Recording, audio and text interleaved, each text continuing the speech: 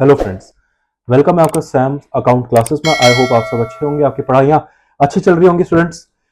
आज हमारा लेक्चर 3 है क्लास 12 की बेटा, है ना। हमने पार्टनरशिप अकाउंट्स अपनी स्टार्ट कर दी है। कोई भी आप किताब आपकी चल रही है, किधर चल रही है बेटा, 12th में कोई मतलब नहीं, ठीक है, क्योंकि आपको तो वैसे भी बोर्ड पे ही ध्यान देना। चलिए ठीक है। क्लास 12 में बेटा आज जो हमारा लेक्चर 3 है पार्टनरशिप पे जो मैं लेके आया हूँ, आज हम सारी की सारी बेटा ये कैरेक्टरिस्टिक्स, फीचर्स, ये जो भी है बेटा सब खत्म कर देंगे, ठीक है। आज पिछली क्लास में बेटा मैंने आपको थोड़ा सा टू और मोर पर्सन के बारे में बताया, थोड़ी सी इसमें डिटेल चर्चा हुई क्योंकि होनी जरूरी है, जनरली होती नहीं है बेटा, लेकिन मैंने इसलिए करी ताकि आपको थोड़ा कंसेप्ट स्ट्रांग हो जाए। एक्चुअली क्या है, ये जो फाउंडेशन है ना, ये जो मैं आपको बना रहा हूँ, ये आपकी फाउंडेशन बन रही है पार्टनरशिप के लिए। ये आपके सिर्फ 12th में काम नहीं आने वाली बेटा, आगे जाके प्रोफेशनल कोर्सेज में जहां पे ये पार्टनरशिप थोड़ा सा जाके और टेक्निकल हो जाएगा बेटा, वहां पे आपको ये बहुत हेल्प करेगी। अभी तो करेगी ही करेगी बेटा, इसमें कोई फायदा है बेटा, आपको कोई नुकसान है नहीं। ये जो मैं चीजें आपको दे रहा हूँ इसमें आपका फायदा ही है, यहाँ तो होगा ही बेटा, क्योंकि यहाँ पे कंक्रीट कंसेप्ट हो गए हैं आपके। प्रोफेशनल कोर्सेज में या ग्रेजुएशन लेवल पे भी बेटा आपको बहुत हेल्प करने वाली है, ठीक है। ये है पर्पस। तो खैर मैंने आपको पिछली क्लास में इन डिटेल समझाया बेटा, फीचर्स मैंने स्टार्ट कर दिए थे, पहला फीचर मैंने आपको पढ़ाया था। आज की क्लास में बेटा ये सारे फीचर खत्म कर दूंगा और ये कुछ क्वेश्चंस मैंने आपके सामने रखे हैं, ठीक है। इसके बाद इन क्वेश्चंस पे हम उतर जाएंगे, ठीक है। ये क्वेश्चंस बेटा ये क्या है, ये क्वेश्चन एक्चुअली क्या है। इन क्वेश्चन को करके आपकी नॉलेज टेस्ट होगी। ये जो ऊपर अब तक हमने जितना भी पढ़ा बेटा, ये ऊपर बेटा अब तक जितना भी हमने पढ़ा है, मीनिंग, ये क्या कहते हैं इसको, फीचर कैरेक्टरिस्टिक्स वगैरह, दुनिया भर की चीजें, इससे क्या है बेटा, आपको टेस्ट पता चलेगा कि आपने अब तक जो पढ़ लिया है क्या वो आपने अब तक सही पढ़ा है, मतलब सही तो पढ़ लिया, मतलब क्या याद करा है, समझा है, क्या ढंग से समझ रहे हो। ये नॉलेज यहाँ पे आपकी टेस्ट होगी। उसके बाद बेटा नेक्स्ट टॉपिक अपना right, duties and liabilities of partner पढ़ेंगे। बहुत इंपॉर्टेंट टॉपिक है पेपर पॉइंट ऑफ व्यू के लिए, वो तब की तब पढ़ेंगे। खैर मैंने आपको पिछली क्लास का थोड़ा सा हल्का सा एक बार मैं आपको बताऊं, टू और मोर पर्सन बेटा, पहला फीचर बता दिया था मैंने आपको। जैसे हर प्रोडक्ट का बेटा फीचर होता है ना, आप प्रोडक्ट खरीद के लेके आते हैं तो उसका एक फीचर होता है बेटा, फीचर होता है। ऐसे बेटा कोई भी टाइप ऑफ बिजनेस है तो उस, वो एक तरीके से एक बिजनेस है बेटा, उस बिजनेस को कुछ ना कुछ फीचर तो होगा ना। फीचर मतलब क्या बेटा, इससे वो अपना इंट्रोडक्शन देता है कि हाँ, मतलब चिल्ला चिल्ला के बोलता कि मैं पार्टनरशिप हूं, लेकिन कौन मानेगा वो पार्टनरशिप है। तो बेटा उसके फीचर्स देख के पता चलेगा, अच्छा ये तो पार्टनरशिप है। जैसे हमारे फीचर्स बेटा इंसान जैसे होते हैं, इसलिए हम लोगों को इंसान बोला जाता है। एक गोरिल्ला के फीचर्स गोरिल्ला जैसे होते हैं, इसलिए बेटा उसको गोरिल्ला बोला जाता है। एक चीता को फीचर्स जो होते हैं उसके, वो चीता जैसे दिखता है, उसके स्ट्राइप्स होते हैं, गोल्डन बॉडी होती है, लचीला होता है, तो उसको चीता बोला जाता है। तो फीचर से हम इंसान, मतलब हम लोग डिस्टिंग्विश करते हैं एक दूसरे को, है ना। खुद जानवर भी एक दूसरे को इससे ही करते हैं। तो फीचर्स बहुत इंपॉर्टेंट होती हैं। ऐसे ही ये जो पार्टनरशिप धंधा, ये जो अब आप लोगों ने खोलने की सोच ली है, तो बेटा इस पार्टनरशिप के कुछ ना कुछ फीचर्स तो होते होंगे ना, जिन फीचर्स को हम देख के बोल सकते हैं कि हाँ भैया ये धंधा पार्टनरशिप का है। जैसे सोल प्रोप्राइटरशिप है, उसके फीचर्स देख के हम बोल सकते हैं कि भैया ये सोल प्रोप्राइटरशिप है। बस बेटा बहुत ईजी है। तो पहला फीचर बेटा हम गए थे पिछली क्लास में, टू और मोर पर्सन। पहला बेटा टू या उससे ज्यादा बंदे होने चाहिए। ये इसको कहने की जरूरत नहीं है बेटा, ये हमको ऑलरेडी पता है। बोलता भी नहीं बेटा, हमको पता है, क्योंकि बेटा सोल प्रोप्राइटरशिप में एक ही बंदा होता है। बट ऑब्वियसली पार्टनरशिप है तो यहाँ पे एक से ज्यादा ही होगा। एक होगा तो फिर तो वो सोल प्रोप्राइटर हो जाएगा। मानते हो? हाँ जी सर। तो यहाँ पे दो या उससे ज्यादा तो होंगे, ठीक है। दूसरा बेटा ये बहुत इंपॉर्टेंट कंसेप्ट था, कंपिटेंट टू कॉन्ट्रैक्ट होना चाहिए। मैंने आपको पिछली क्लास में बताया बेटा, कॉन्ट्रैक्ट आप जब भी करते हो, सिर्फ यहाँ की बात नहीं कर रहा, वैसे भी जैसे आप बेटा कहीं जॉब करोगे तो बेटा वहां पे आप अपने एम्प्लॉयर के साथ, उस कंपनी के साथ एक एम्प्लॉयमेंट का कॉन्ट्रैक्ट करोगे, मतलब बंद जाओगे। जैसे आपने सुना होगा ना, बॉलीवुड में बेटा एक्टर्स होते हैं, किसी प्रोड्यूसर्स के साथ कॉन्ट्रैक्ट में आ जाते हैं, 5 साल 3 साल उसी के साथ काम करेंगे। ऐसा होता है ना बेटा। ऐसी इंप्लॉयमेंट के साथ होता है कि आपको 18 3 साल हमारे साथ ही कंपनी में काम करना पड़ेगा, आप ऐसे नहीं छोड़ सकते। वो क्यों करा जाता है वो बेटा मैं आपको रेशियोज वाले चैप्टर में पढ़ाऊंगा। जब रेशियोज वाले, हालांकि आपको वहां पे डायरेक्टली नहीं पढ़ना, लेकिन एक बताऊंगा, लेबर टर्नओवर रेशियो की वजह से होता है बेटा। चलिए ठीक है, और भी रीजन होते हैं। कंपिटेंट टू कॉन्ट्रैक्ट का मतलब, कंपिटेंट मतलब एलिजिबल, मतलब आप एलिजिबल होने चाहिए बेटा किसी भी कॉन्ट्रैक्ट करने के लिए। किसी भी कॉन्ट्रैक्ट करने के लिए, जरूरी है partnership. Contract is a wider term, partnership उसके अंदर आता है। मैंने आपको बताया बेटा, पार्टनरशिप इज एन एग्रीमेंट, ये तो आप लोगों को पता ही है ना, हमने डेफिनेशन में पढ़ा था। Partner is the agreement, relation between person है ना, मतलब वहां पे मतलब एक एग्रीमेंट है। किस चीज का एग्रीमेंट है? धंधा करने का। अरे धंधा मतलब क्यों? प्रॉफिट शेयरिंग के लिए। बेटा प्रॉफिट धंधा तो करते ही है प्रॉफिट कमाने के लिए, तो बेटा एक एग्रीमेंट कर लेंगे कि हमें प्रॉफिट ऐसे ऐसे ऐसे ऐसे बांट लेंगे, और भी बहुत ज्यादा उसके अंदर चीजें लिखी होती है बेटा, जब मैं आपको पार्टनरशिप डीड पढ़ाऊंगा वहां पे समझ में आएगा। चलिए ठीक है, तो कंपेटेंट टू कॉन्ट्रैक्ट आप समझ गए बेटा, पार्टनरशिप अब एक कॉन्ट्रैक्ट ही है, कॉन्ट्रैक्ट तो करना पड़ेगा ना बेटा, सामने वाला मुकर गया तो क्या करे, तो एक लीगल बैकिंग हो, एक लीगल बैकिंग हो तभी तो। स्टूडेंट्स को ये डाउट आ जाता है, सर लेट सपोज एक पार्टनरशिप है लेकिन ओरल है, मुंह जुबानी है, तो यहाँ पे कोई लिखित में तो एग्रीमेंट करे नहीं, तो क्या तब भी सर हमको लीगल बैकिंग मिलेगी? हाँ जी बेटा, लीगल बैकिंग आपको तब भी मिलेगी, क्योंकि as per provisions of Indian partnership act 1932, हालांकि बेटा मैं आपको सेक्शंस कोट करके आगे वाली क्लास में बताने वाला हूं, अभी तो बस ऐसे ही बता रहा हूं। उसमें साफ साफ बेटा लॉ के अंदर ये लिखा है कि बेटा अगर आपने एक ओरल बना रखा है मामला, तो बेटा बहुत जगहों पे आपको लीगल बैकिंग तब भी मिलेगी। मैंने आपको बोला था ओरल हो, लिखत में कुछ ना हो, तब भी वो पार्टनरशिप बोली जाएगी। तो बेटा एक बार पार्टनरशिप आ गई तो लॉ के लपेटे में तो आ ही जाएगी ऑटोमेटिकली। बेटा एक बार पार्टनरशिप बन गई, बस लॉ को किसी तरह उसको पार्टनरशिप बनाना था, वो बन गई, क्योंकि लॉ ने बोला, मुंह से भी बोल दिया आपने तो भी पार्टनरशिप बोली जाएगी। अब एक बार पार्टनरशिप बन गई तो बेटा लॉ के लपेटे में तो ऑटोमेटिकली आ जाएगी, और जब लॉ के लपेटे में आ गई फिर उसके प्रोविजंस भी लगने स्टार्ट हो जाएंगे, कहीं कहीं पे लगेंगे, कहीं कहीं कुछ नहीं लगेंगे, वो मैं बताऊंगा। चलिए ठीक है, तो बेटा एक स्टूडेंट का बेटा मेरे पास डाउट आया, उसने कहा ठीक है सर हमको ये समझ में आ गया था, not a minor, person of unsoundment, sir disqualified वाला थोड़ा सा समझ में नहीं आया। मैं आपको आज बता देता हूं, चलिए डिस्क्वालिफाइड अगर नहीं समझ में आया, डिस्क्वालिफाइड बाय लॉ का मतलब ये होता है किसी भी लॉ के अंतर्गत आपको डिस्क्वालिफाइड कर दिया गया है। देखिए बेटा शब्द का ध्यान दीजिए, शब्द पे ध्यान दीजिए, डिस्क्वालिफाइड। डिस्क्वालिफाइड का मतलब क्या होता है बेटा? डिस्क्वालिफाइड का मतलब बेटा अब आप उस चीज से बाहर हो, पहले थे अब बाहर हो गए, या कभी एलिजिबल ही नहीं थे होने के। एग्जाम्पल के तौर में बताता हूं, सुनो बेटा, स्कूल में एक रेस हो रही है, स्पोर्ट्स डे का कंपटीशन आने वाला है, तो रेसिंग के लिए आपको पता है आपका जो होती है स्कूल, वो एक रेसिंग मतलब उससे पहले सिलेक्शन करते हैं ना, सिलेक्शन। तो बेटा सिलेक्शन में वो क्या करता है, पूरी क्लास को दौड़ा देते हैं, देखते हैं जो टॉप 3 में आएगा वही है। बेटा जो टॉप 3 में आ गया वही एलिजिबल होंगे, बाकी सारे के सारे डिस्क्वालिफाइड हो गए, मतलब रेस से बाहर हो गए। बेटा आपने रियलिटी शोज वगैरह देखे होंगे, वहां पे कभी कभी कुछ कंटेस्टेंट होते हैं डिस्क्वालिफाइड हो जाते हैं, क्यों बेटा? हो सकता है वो पहली बात तो एलिजिबल ही नहीं हुए, ऑडिशंस होते थे ना बेटा, मुंबई आप मुंबई आ सकते हो ये वो, तो बेटा ऑडिशंस होते थे, अब हो सकता है उन्होंने अच्छा परफॉर्म नहीं करा, तो उनको बेटा पहले उसी स्टेज पे बेटा एट द फर्स्ट प्लेस उनको वहीं पे ही बेटा डिस्क्वालिफाइड कर देंगे, ठीक है। लेकिन कभी कभी ऐसा होता है बेटा आप एलिजिबल थे, आप आगे तक गए, लेकिन बेटा हो सकता है आपकी कुछ हरकतों की वजह से, क्योंकि बदमाशी कर दी है ना, उस बदमाशी की वजह से आप बाहर हो गए। फॉर एग्जाम्पल बेटा मैं आपको बताता हूं, आप स्पोर्ट्स डे में थे, टॉप 3 के अंदर आए, लेकिन पता चला कि आप चीटिंग से वहां पे आए हो टॉप 3 के अंदर, तो बेटा उस रीजंस की वजह से, उन ग्राउंड्स की वजह से आपको रेस से बाहर कर दिया जाएगा फिर से, तो डिस्क्वालिफाइड ये होता है। तो डिस्क्वालिफाइड बाय लॉ मतलब ये नहीं कि बेटा आपने कोई पाप करा है या कोई जुर्म करा है किसी लॉ के अंदर तभी आपको डिस्क्वालिफाइड करा जाएगा, नहीं।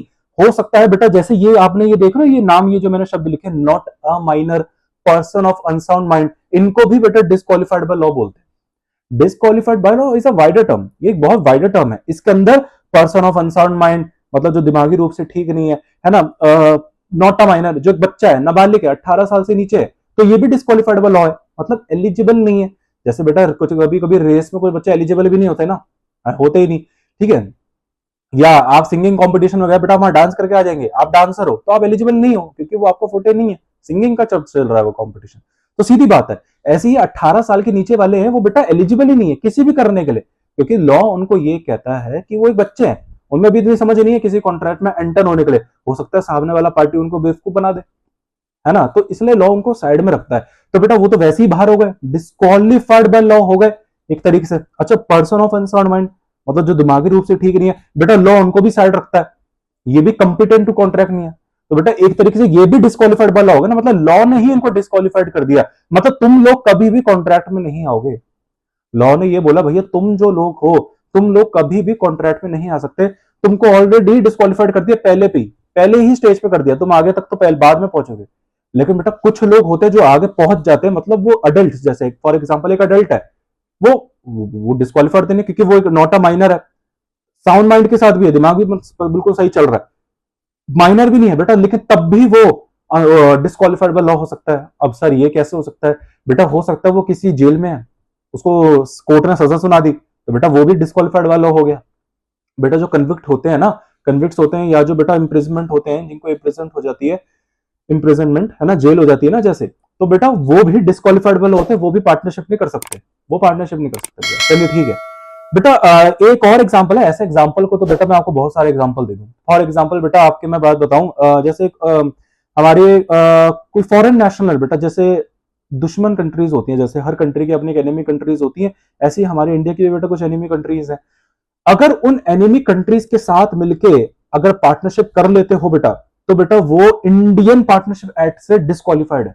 मतलब वो आप वहां पे पार्टनरशिप अगर फॉर्म भी कर लेते तो बेटा पार्टनरशिप एक्ट वो उसको डिस्क्वालीफाई कर देगा, मतलब आप कर ही नहीं सकते, वो बेटा पार्टनरशिप फॉर्म बनेगी नहीं। आप कहोगे सर कैसे, सर आपने तो ये बोला था दो लोगों ने मिलकर ठान ली, ओरली भी अगर बोलोगे तब भी पार्टनरशिप है सर। अरे बेटा वो है, लेकिन आप लॉ को ध्यान से नहीं पढ़ रहे। लॉ ने लिखा है all the partners must be competent to contract. अगर आप एक ऐसे बंदे के साथ जो कि एक एनिमी कंट्री है उसके साथ मिलकर पार्टनरशिप बनाने की सोच रहे हो, तो आप तो ठीक हो, लेकिन वो जो सामने वाला बंदा है बेटा, हमारे लॉ ने ऐसे लोगों को डिस्क्वालीफाइड कर रखा है, क्योंकि वो एक एनिमी कंट्री, वो एक एनिमी कंट्री है, तो वो वाले जो लोग हैं बेटा उनको डिस्क्वालीफाइड कर दिया है कि आप लोग एलिजिबल नहीं हो, क्योंकि तुम लोग एनिमी कंट्री के साथ, तुम्हारे साथ कोई ट्रेड वगैरह कुछ नहीं चलेगा। ठीक है, तो बेटा इसकी रीजंस की वजह से वो भी डिस्क्वालीफाइड लॉ है। तो डिस्क्वालीफाइड वाले पर्सन के साथ जब आप पार्टनरशिप फॉर्म करते हो तो बेटा आप भी डिस्क्वालीफाइड हो जाओगे, बनेगी नहीं, क्योंकि पार्टनरशिप के लिए एक या उससे ज्यादा बंदे तो चाहिए ही। चलिए ठीक है सर, ये मैंने समझाया क्योंकि बेटा पिछले क्लास में डाउट आ गया था, तो मैंने कहा चलो इसको थोड़ा क्लियर कर देते हैं। अब आई होप बेटा आपको इस पर कोई डाउट नहीं होगा, होना चाहिए भी नहीं। चलिए ठीक है, द मैक्सिमम नंबर मैंने आपको बता दिया था बेटा, इसके पीछे मैंने थोड़ी सी आपको कहानी भी बताई। कंपनीज एक्ट ने क्योंकि इंडियन पार्टनरशिप एक्ट इसके लिए बिल्कुल चुप है, उसने कहा भाई हमको नहीं पता कितने पार्टनर्स है, अनलिमिटेड बना लो। उसने कहा अनलिमिटेड, लोगों ने कहा अरे अनलिमिटेड बना लो, तो बेटा कंपनीज डर गई, कंपनीज एक्ट डर गया, कंपनीज एक्ट ने कहा अरे ये लोग तो अनलिमिटेड पार्टनर्स बना के बैठ जाएंगे, फ्रॉड होने के चांसेस बहुत है, डमी पार्टनरशिप भी तो बन सकती है, ये तो बड़ी गड़बड़ हो जाएगी। तो कंपनी एक्ट सरकार के पास गई, केंद्रीय सरकार के पास, क्योंकि आपको पता है बेटा एक्ट बनाना तो केंद्रीय सरकार ही कर सकती है। पार्लियामेंट में बेटा ये जो एक्ट बनता है ये जनरली केंद्रीय सरकार ही करती है। क्यों करती है? क्योंकि बेटा वहां पे दो हाउसेस में, वहां पता आपको पहले बिल आता है, फिर वो दो हाउसेस लोकसभा और राज्यसभा के अंदर पास होता है, फिर बेटा जब वो हो जाता है तब उसको फिर हम गेजेट में निकालते हैं, उसमें वहां पे प्रेसिडेंट का सिग्नेचर होता है, सॉरी पहले फिर उसके बाद प्रेसिडेंट का सिग्नेचर होता है, फिर ऑफिशियल गेजेट में निकाल के उसको इनैक्ट कर दिया जाता है, ये प्रोसेस होता है। चलिए ठीक है, तो केंद्रीय सरकार के पास कंपनी लॉ, कंपनीज एक्ट गई, कमेटी जो उनकी होती है, तो कमेटी ने बोला यार कंपनीज के देखो आप सब, आप केंद्रीय सरकार हो, आपने कंपनीज के लिए तो एक प्रिस्क्राइब मेंबर रख रखे हैं, ये तो गलत है। सोलो प्रोप्राइटरशिप में तो एक ही बंदा है, वहां भी एक तरीके से प्रिस्क्राइब्ड ही है। पार्टनरशिप में लेकिन सर आपने कुछ नहीं बताया, बस आपने ये लिख दिया टू और more person. Indian partnership act इसके लिए बिल्कुल मौन है। आप अब हमको बात बताओ सर, ये तो गलत है ना, आपने सबके लिए लिमिटेड रखा हुआ है, एक लिमिट सेट करी हुई है, तो पार्टनरशिप के लिए भी एक लिमिट रखो। तो सरकार ने कहा बात तो सही है, तो लिमिट रख दी बेटा। तो लिमिट कितनी रखी? मतलब लेकिन पहले सरकार ने नहीं रखी, सरकार ने पहले कंपनीज को बोला आप ही बता दो, तो कंपनीज ने बेटा 100 बोल दी, चलो ठीक है भैया 100, लेकिन सरकार डर गई, भाई 100 तो बहुत ही है भाई, 100 पार्टनर, अरे प्रॉफिट आएगा, तुम 100 लोगों में बांटोगे, एक बंदे को क्या मिलेगा झोली में, खाएगा क्या वो, इतू सा प्रॉफिट मिलेगा, खाने के लिए तो कुछ है ही नहीं। तो केंद्रीय सरकार ने बोला 100 ज्यादा हो जाएंगे सर, 50 कर लो, ठीक है 50, फिर बेटा 50 कर दिया। तो रूल 10 ऑफ कंपनीज एक्ट 2014 के अंदर लिख दिया गया कि भैया पार्टनरशिप एक्ट के अंदर वो पार्टनरशिप, कोई भी पार्टनरशिप करता है तो मैक्सिमम टू मैक्सिमम 50 मेंबर अपने अंदर रख सकता है, मतलब मैक्सिमम टू मैक्सिमम एक फर्म के अंदर 50 पार्टनर्स होंगे। चलिए ठीक है, ये कंपनी रूल्स 2014 में लिखा हुआ, उसका रूल नंबर 10 में, कंपनी रूल्स होते हैं बेटा 2014, अगर आप निकाल के देखिए बहुत सारे रूल हैं, उसका जब आप रूल 10 पढ़ेंगे वहां पे ये लिमिट लिखी हुई है। लेकिन आप लोगों के मन में ये डाउट आ रहा होगा सर जब पार्टनरशिप एक्ट अलग से बना हुआ है तो वहां पे क्यों नहीं लिखा इन्होंने? सर कंपनीज रूल्स में लिख दिया, तो सर एक्ट में भी तो, जब पार्टनरशिप का अपना एक डेडिकेटेड सेपरेट एक्ट बना हुआ है वहां लिख दो बेटा। अब ये तो वही जाने, सीधी बात है बेटा, ये तो वही जाने। एक्चुअली इसका एक पर्पस बेटा आपको बताओ, यहां पे थोड़ा समझाना मुश्किल हो जाएगा, रीजन भी क्योंकि आपने अभी कंपनीज एक्ट नहीं पढ़ा बेटा, सीधी बात है। कंपनीज एक्ट जब आप पढ़ोगे बेटा उसके अंदर कंपनीज जो है, लेकिन और भी बहुत जगहों पे वहां पे दूसरे टाइप ऑफ बिजनेस को भी एक्सप्लेन किया गया, इन कॉन्ट्रास्ट टू कंपनीज। आप बोलोगे सर नाम कंपनी से लेकिन एक्सप्लेन दूसरा कर रहा है, अरे इसका रीजन ये ताकि कंट्रास्ट पता चले कि कंपनीज डिस्टिंग्विश है इन सब बिजनेसेस से। और बेटा यहाँ पे कंपनीज एक्ट में नहीं लिखी हुई है, ये देखो कंपनी रूल्स में लिखा है। अब रूल्स तो बेटा रूल्स है, रूल्स है बेटा, उसमें और भी बिजनेसेस के वो सब लिखे हुए हैं। तो कंपनीज कैसे गवर्न करनी चाहिए, कैसे चलनी चाहिए, तो ये वो रूल्स हैं। ठीक है, तो आपको इतना ध्यान नहीं देना बेटा, इतना आपके पेपर में नहीं आता, ये तो प्रोफेशनल लेवल की बातें हैं ये जो आप पूछ रहे हो। चलिए ठीक है बेटा, आज हम अपना ये थोड़ा सा मैंने आपको बेसिक रिवीजन दी अपनी पिछली क्लास की। चलिए बेटा, एग्रीमेंट सेकंड पॉइंट है बेटा, एग्रीमेंट बताने की मुझे बिल्कुल भी जरूरत नहीं है बेटा। पार्टनरशिप अब हम कितनी बार पढ़ चुके, थक गए हैं। सर आपने हमको बोला था याद करने को, सर क्लास में ही याद हो गया। हाँ बेटा, क्लास में ही याद हो जाएगा क्योंकि हम इतनी बार पढ़ेंगे, इतनी बार बोलेंगे। चलिए ठीक है sir. A partnership is a result of an agreement which can be oral or written among the partners। ठीक है, हमको पता है सर। पार्टनरशिप एक्ट 1932 के अंदर साफ साफ लिखा हुआ है कि बेटा अगर आप दो या उससे ज्यादा लोगों ने मिलकर सोचा कि हम पार्टनरशिप बनाएंगे, तो बेटा वो ऑटोमेटिकली इंडियन पार्टनरशिप के घेरे में आ जाएंगे। मतलब अगर उन्होंने लिखित में जाके, ऑफिस में जाके पार्टनरशिप के वहां पे एग्रीमेंट में एफिडेविट बना के भी पार्टनरशिप अगर नहीं बनाई, मतलब उसे मुंह जुबानी कर दिया आज तीनों दोस्त मिलकर बनाएंगे पार्टनरशिप, बन गई पार्टनर्स, हो गए पार्टनर, मुंह से भी बोल दिया तो भी इंडियन पार्टनरशिप एक्ट के लपेटे में आ जाएंगे बेटा, और प्रोविजंस ऑटोमेटिकली लगने लग जाएंगे जैसे रिटर्न में लगते थे। ठीक है, लेकिन बेटा यहां पे कैच है, ओरल अगर आप करते हो तो बेटा वहां पे हल्का सा कुछ थोड़ा सा डर का एंगल होगा बेटा। वहां पे मैं बताऊंगा वहां पे अभी कौन सा डर का एंगल है। अगर आप रिटर्न कर लेते हो तो बेटा आप सेफ साइड हो जाते हो, और लॉ भी बेटा एडवाइस ये करता है कि आप रिटर्न एग्रीमेंट कर लो फ्यूचर डिस्प्यूट्स को टालने के लिए। अगर आप बेटा ओरल करोगे तो बेटा हो सकता है सामने वाली पार्टी मुकर जाए। हालांकि बेटा लॉ इसके लिए बहुत ही ज्यादा, हमारा ये जो इंडियन पार्टनरशिप एक्ट 1932 है इसको भी कवर करता है। उनको पता है ये ओरल है तो सामने वाला बंदा मुकर जाएगा। बेटा आप लोगों को पता है दोस्त लोग तो बहुत मुकरने में नंबर 1 होते हैं, मुकर जाएंगे 1 सेकंड में, है ना। तो बेटा मुकर जाएंगे, तो लॉ को पता था ये मुकरेगा, तो लॉ ने पहले से ही लिख दिया कि बेटा अगर किसी ने ओरल भी बना रखा है, मुंह जुबानी भी बता रखा है, लिखित में नहीं बना रखी, तो भी इंडियन पार्टनरशिप एक्ट के प्रोविजन उस पर लगेंगे। सारे नहीं लगेंगे लेकिन बेटा, सारे नहीं लगेंगे बेटा, ये है बेटा, कुछ तो एक्सेप्शन है। रिटर्न में फायदा होता है बेटा, रिटर्न में ही फायदा है। चलिए ठीक है, अब वो क्यों नहीं लगता सर, ये तो गलत है बेटा, वो तब के तब पढ़ेंगे। ठीक है, और written agreement is preferred to avoid the disputes. मैंने आपको बताया रिटर्न एग्रीमेंट इसलिए बनाया जाता है बेटा ताकि आप कर लेते ना बेटा, लिखित में दे दे। आपने बॉलीवुड की मूवीज में देखा होगा, बोलते हैं लिख के दे सकता है क्या। वो एक नवाजुद्दीन सिद्दीकी की मूवी थी ना बेटा, वो बोलता था ना लिख के दे दो मैं कर दूंगा।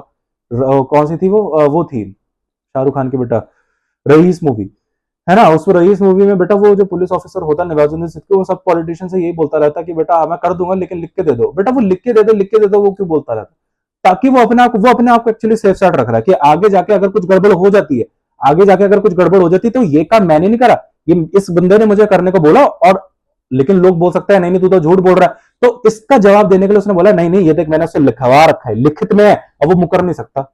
अच्छा लोग सोचेंगे हाँ, तो प्रूफ के लिए, तो बेटा इसलिए रिटर्न एग्रीमेंट कराया जाता है, प्रूफ के लिए कराया जाता है कि भाई हम दोनों पार्टनर हैं। ऐसा नहीं सामने वाला मुकर जाए कि नहीं नहीं मैं तो इसको नहीं जानता, 1 सेकंड में मुकर गया, कि बाई चांस पकड़ लिया इनको ये तुम गलत काम कर रहे हो या वो, मतलब कुछ भी हो गया बेटा ऊपर नीचे, अगर 19-20 हो जाता है तो बेटा वो सामने वाला मुकर के नहीं नहीं मैं तो इसके साथ पार्टनर ही, मैं तो था ही नहीं। तो बेटा इस ये चीजें आगे ना हो जाए इसलिए बेटा रिटर्न एग्रीमेंट करवा लो। रिटर्न एग्रीमेंट में साफ साफ है, लीगल बैकिंग है, विटनेसेस के साथ है। अगर वो मुकर भी है कि मैं तेरा पार्टनर नहीं था, बेटा ये जो हस्ताक्षर है कि क्या तेरे भूत ना आके लिखे, ये तो हो नहीं सकता। इसलिए बेटा रिटर्न एग्रीमेंट सेफ साइड रहता है। अच्छा ये जो बेटा आपने रिटर्न एग्रीमेंट कराया हुआ है ना, ये जो बेटा आपने रिटर्न एग्रीमेंट कराया हुआ है, इसी को पार्टनरशिप डीड बोला जाता है।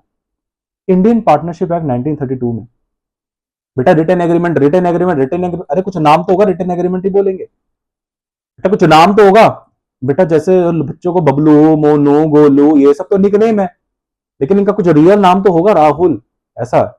तो बेटा ऐसी ही ये तो रिटर्न एग्रीमेंट है, ये तो ठीक है। ऐसा तो रिटर्न एग्रीमेंट बहुत हो सकता है, दो दोस्तों ने मिलकर रिटर्न एग्रीमेंट कर लिया शर्त पे, वो भी तो एक रिटर्न एग्रीमेंट है। मैरिज का कॉन्ट्रैक्ट है बेटा हस्बैंड वाइफ के बीच में, वो भी तो एक रिटर्न एग्रीमेंट है। अरे रिटर्न एग्रीमेंट तो ऐसा बहुत है, लेकिन उस रिटर्न एग्रीमेंट का पर्टिकुलर नाम भी तो रखो ताकि पहचानने में इजी हो जाए। जैसे वो मैरिज कॉन्ट्रैक्ट बोला जाएगा, यहां पे उसको बेटा पार्टनरशिप डीड बोला जाएगा।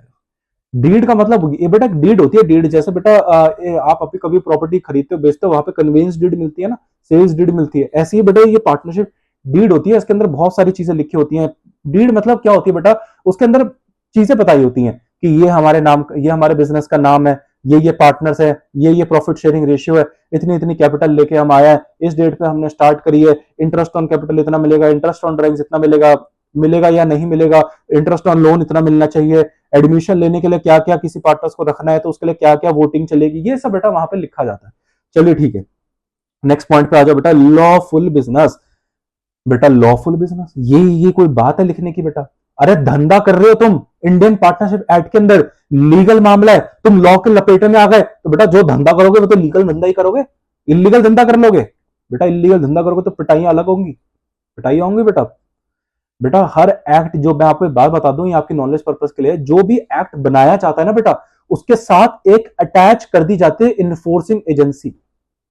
ये मैं आपको नॉलेज के लिए बता रहा हूं, जब भी कोई एक्ट बनता है बेटा, आप देख रहे हैं, कोई भी एक्ट उठा लो बेटा, कोई भी आप एक्ट उठा लो बेटा, चाहे आप फॉरेन का ही उठा लो, यूएस का उठा लो, यूके का उठा लो, कनाडा का उठा लो, कोई भी उठा लो बेटा, जब भी एक एक्ट बनता है उसके साथ बेटा एक इन्फोर्सिंग एजेंसी जोड़ी जाती है।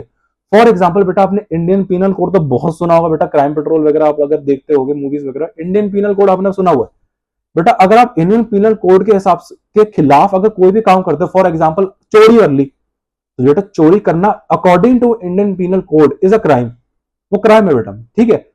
तो बेटा वहां पे अच्छा आपने तो बस लेकिन उसका उसके उल्लंघन में आपने कुछ कर दिया, लेकिन अब क्या कर दिया, अब क्या बेटा पता क्या, उसके जो अटैच इन्फोर्सिंग एजेंसी थी, कौन सी? पुलिस, बेटा वो आके पकड़ के ले जाएगी। तो बेटा हर लॉ के अंदर एक इन्फोर्सिंग एजेंसी होती है, ऐसी बेटा पार्टनरशिप एक्ट है, जनरली पुलिस होती है बेटा, ठीक है। तो बेटा ये आप एक इंडियन पार्टनरशिप एक्ट है, आप एक पार्टनरशिप कर रहे हो, तो बेटा ऑटोमेटिकली मैंने आपको बोला वो पार्टनरशिप एक्ट 1932 के अंदर आ जाएगी, लॉ के लपेटे में आ जाएगी। और बेटा जब लॉ के लपेटे में आ गए तो आप वहां पे कुछ सोच सकते हैं इलीगल करने का? नहीं बेटा, कतई नहीं, आपको वहां पे हर काम लीगल करना पड़ेगा। अगर आप इलीगल करोगे तो पुलिस उठा के ले जाएगी बेटा, सीधी बात है। पढ़ लेते हैं, the agreement must be carrying on some legal business. पता है भाई, लीगल बिजनेस नहीं भी बताता तो पता है बेटा, लॉ से पंगे लोगे, ठीक है। अ चैरिटेबल इंस्टीट्यूशन और a non profit organisation will not be considered a partnership business. बता देता हूं, देखिए बेटा, इंडियन पार्टनरशिप एक्ट मैंने बोला ना, लॉ के लपेटे में आ जाओगे, तो इंडियन पार्टनरशिप कहता है भैया पार्टनरशिप वो बिजनेस है, डेफिनेशन आप समझ गए। आपको बेटा उसके आगे डेफिनेशन में एक चीज लिखा था, टू शेयर प्रॉफिट्स। बेटा शब्दों को ध्यान से सुनो बेटा, ये जो लॉ पढ़ाना सिखा रहा हूं एक्चुअली क्या है, क्योंकि मैं बीकॉम प्रोफेशनल कोर्सेज, मैं बीकॉम तो पढ़ाता हूँ, प्रोफेशनल कोर्सेज भी पढ़ाता हूँ, इसलिए मैं वहां पे उनको ये सब चीजें पढ़ाता हूँ, अकाउंट्स हो गया, लॉ वगैरह पढ़ना सिखाता हूँ। तो इसलिए बेटा मैं आपको ये चीज समझा सकता हूँ कि बेटा लॉ को ऐसे समझते हैं, आप ऐसा समझने की गलती कर रहे हो, नहीं ऐसे नहीं करते। कैसे लिखते बेटा, ये सब प्रोफेशनल कोर्स में आप पढ़ोगे तो क्या है, अगर आप इसकी आदत अभी से डाल लोगे बेटा, तब आपको डिफिकल्टी नहीं होगी, ठीक है। चलिए, लेकिन मैं आपको इतना नहीं बताऊंगा बेटा, आप टेंशन मत लो कि आप सर को हमको कुछ एक्स्ट्रा पढ़ा रहे, नहीं बेटा, मैं आपको बिल्कुल कोर्स पढ़ा रहा हूँ, ठीक है, ठीक है। तो बेटा हमारे लॉ में जब आपने इंडियन पार्टनरशिप एक्ट 1932 देखा, तो बेटा वहां पे साफ साफ लिखा हुआ है कि partnership is the relationship among partners to share profits. मतलब बेटा पार्टनरशिप एक ऐसा धंधा है जो बनाया जाता है प्रॉफिट के लिए। अरे पता है भाई, पार्टनरशिप एक धंधा है, और धंधा क्यों बनाया जाता है? मुनाफे के लिए। तो बेटा ठीक है, प्रॉफिट तो आएगा। तो बेटा ये एक लीगल बिजनेस है बेटा, ये एक लीगल बिजनेस है। लेकिन फॉर एग्जांपल आपके दो दोस्तों ने मिलकर सोचा कि हम धंधा नहीं कर रहे, चैरिटी ऑर्गेनाइजेशन बना रहे हैं, एनजीओ बना ली दो दोस्तों ने मिलकर। अब क्या इसको पार्टनरशिप बोलेंगे? क्योंकि एक से ज्यादा बंदे ने मिलकर बनाई है, तो क्या पार्टनरशिप है? नहीं, क्योंकि ये पार्टनरशिप एक्ट की डेफिनेशन को पूरा नहीं कर रहा। नो डाउट दो लोगों ने, दो या उससे ज्यादा लोग हैं इन्वॉल्व है, लेकिन क्या ये धंधा या जो भी जो चीज आपने बनाई है, एंटिटी जो आपने बनाई है, प्रॉफिट के पर्पस के लिए बनाई है? बेटा कभी कोई एनजीओ प्रॉफिट के लिए पर्पस के लिए बनती है? नहीं, वो तो सोशल वेलफेयर के लिए बना जाता है। उसका एक ही motive social welfare, not a profit. वो तो कंपनी या उसका बिजनेस का है। तो बेटा ये एक लीगल बिजनेस नहीं है। नो डाउट दो तीन लोगों ने मिलकर बनाई है बेटा, तब भी क्योंकि वो प्रॉफिट उसका बिजनेस नहीं है, सोशल वेलफेयर उसका मोटिव है। तो इंडियन पार्टनरशिप एक्ट का बिग नो हो गया। उन्होंने कहा भैया तुम भी निकलो। अरे क्योंकि तुम हमारी डेफिनेशन को ही पूरा नहीं करते, तो लीगल बिजनेस नहीं है इंडियन पार्टनरशिप एक्ट के हिसाब, और वैसे भी बिजनेस नहीं है। इंडियन सोसाइटी एक्ट उसके लिए अलग बने गए बेटा, उनको वहां पर रजिस्टर्ड करा जाएगा। चलिए ठीक है। Sharing of profit and losses. बेटा मैं क्यों पढ़ रहा हूं, क्यों पढ़ रहा हूं, और आप भी क्यों पढ़ रहे हो? मैं पढ़ाई ही क्यों रहा हूं, मुझे तो समझ नहीं आ रहा। अरे भैया हमने डेफिनेशन में ये सब पढ़ लिया, पता नहीं क्यों बोले जा रहा है। क्योंकि मैंने आपको बोला था डेफिनेशन के टुकड़ों को करके, टुकड़े टुकड़े कर करके तोड़ दिया बेटा, डेफिनेशन को तोड़ दिया हथौड़े से। जैसे ही तोड़ा बिखर गया, और बिखर के ये कैरेक्टरिस्टिक्स निकल के आ गए।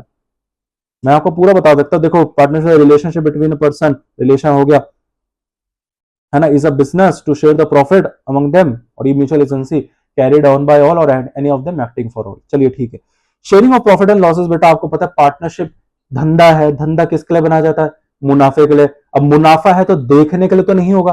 बेटा आपने धंधा कर लिया, पार्टनरशिप बहुत बढ़िया चल रहा है, साल के एंड में आपके पास मुनाफा आ गया, अब सारे के सारे पार्टनर देख रहे हैं, वाह कितना अच्छा मुनाफा है, मजा आ गया प्रॉफिट देख के, कितना सुंदर है ना।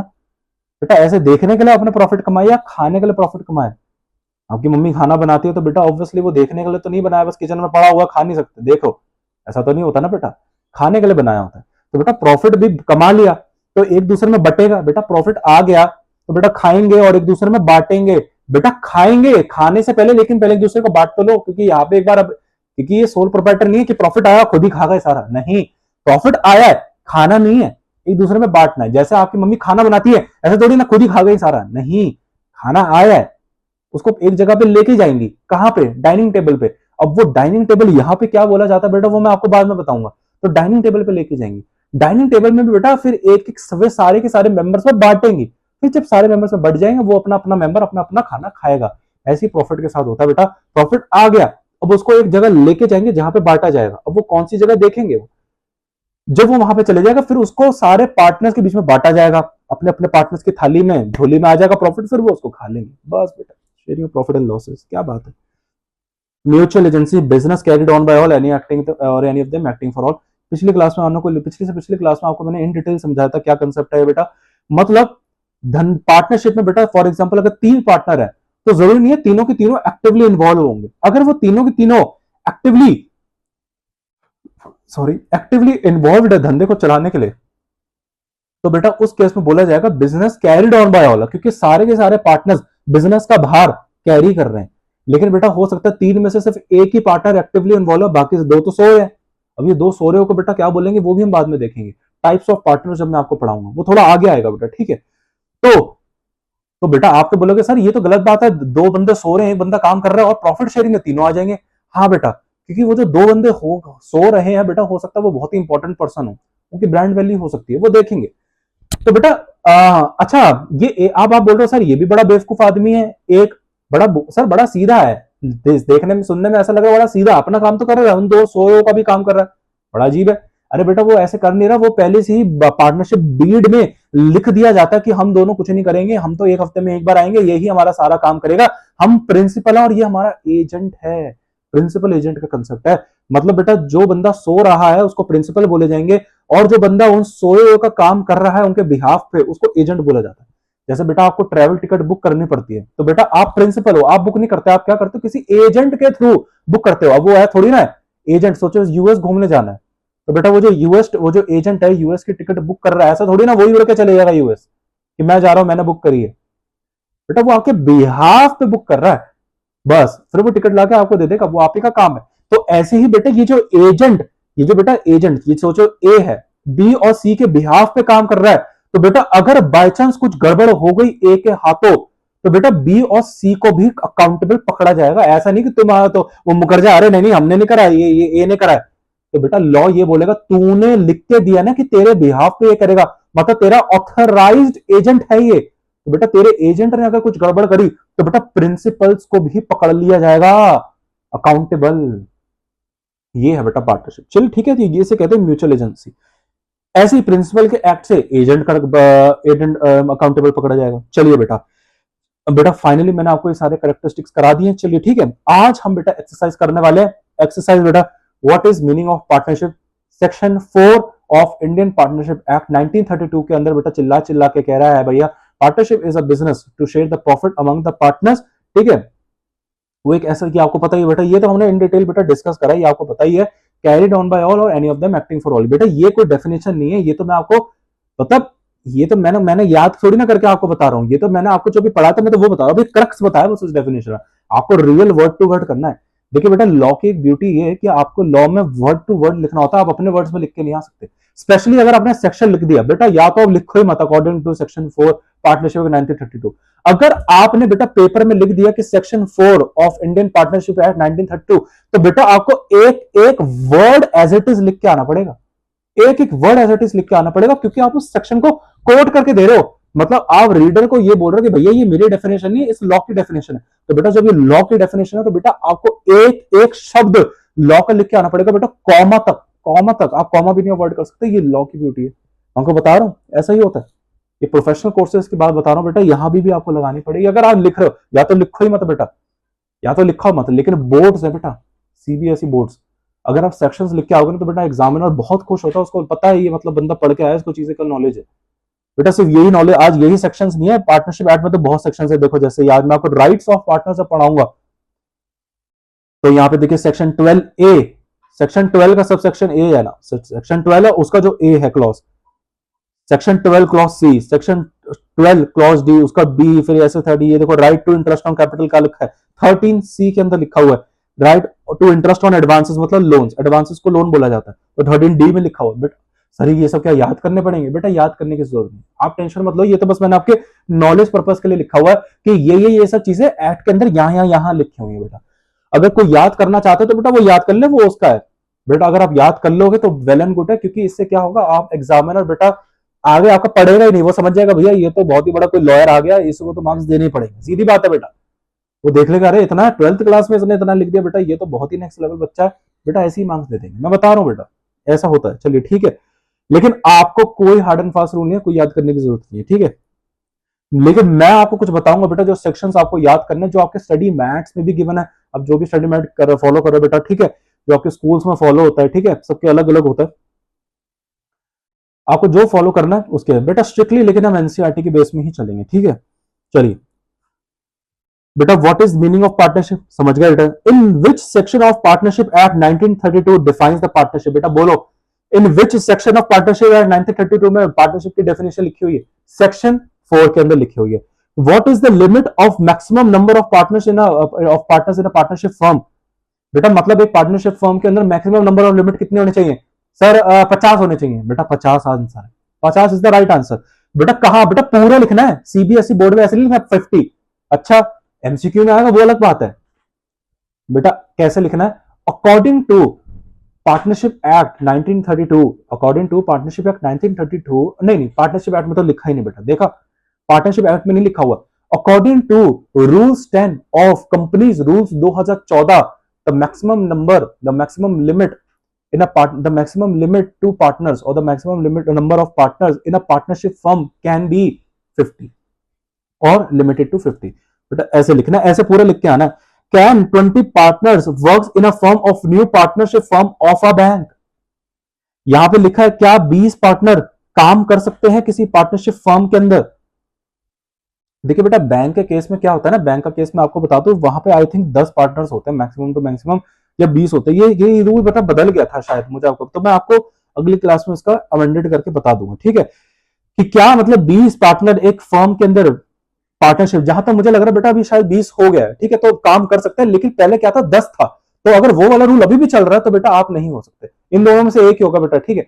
मतलब पहले क्या था बेटा 10 था, कि मतलब अगर आप एक पार्टनरशिप खोलते हो लेकिन वो बैंकिंग फर्म है, मतलब बैंकिंग, आपके दो दोस्त ने मिलकर सोचा कि हम पार्टनरशिप बनाते हैं लेकिन बैंकिंग इंडस्ट्री में, मतलब आपका धंधा बैंक है और कोई नहीं, उसके अलावा जो भी है बेटा उसमें 50 वाला रूल एप्लीकेबल हो।